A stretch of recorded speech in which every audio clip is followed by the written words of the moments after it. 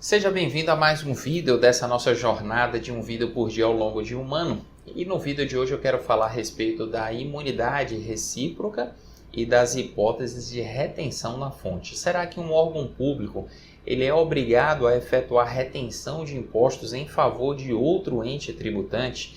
Isso violaria o princípio da imunidade recíproca? Vamos começar falando dessa imunidade que está prevista lá no artigo 150 da Constituição Federal. De acordo com esse dispositivo, é proibido que um ente federativo cobre impostos de outro ente federativo.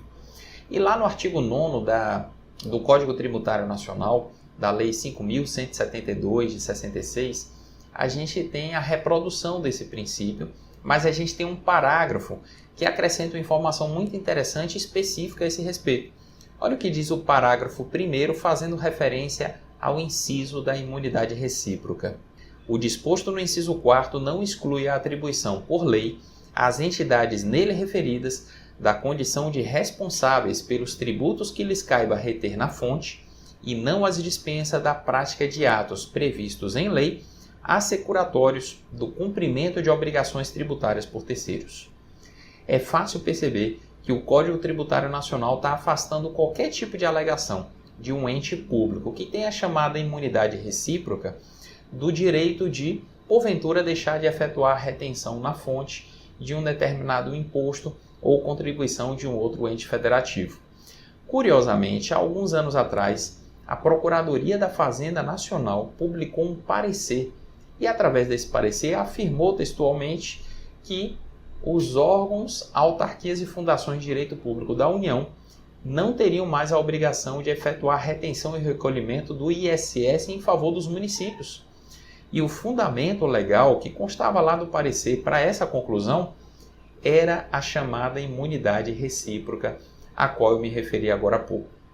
Resultado: nesse parecer, a Procuradoria considerou o que está escrito na Constituição como se fosse aplicável também às hipóteses de retenção de ISS na fonte.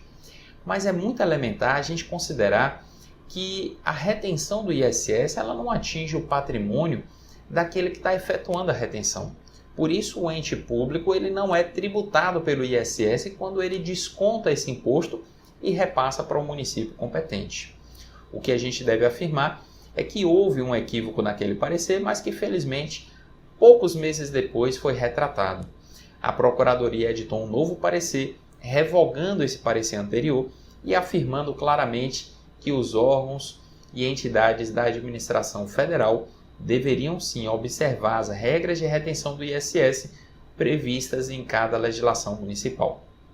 O que a gente tem hoje, então, é a obrigatoriedade dos entes federais de efetuarem a retenção do ISS quando as hipóteses forem cabíveis, ou seja, considerando tudo aquilo que envolve a incidência do ISS, mas curiosamente a gente tem um exemplo de algo que não foi feito de maneira impositiva pela União.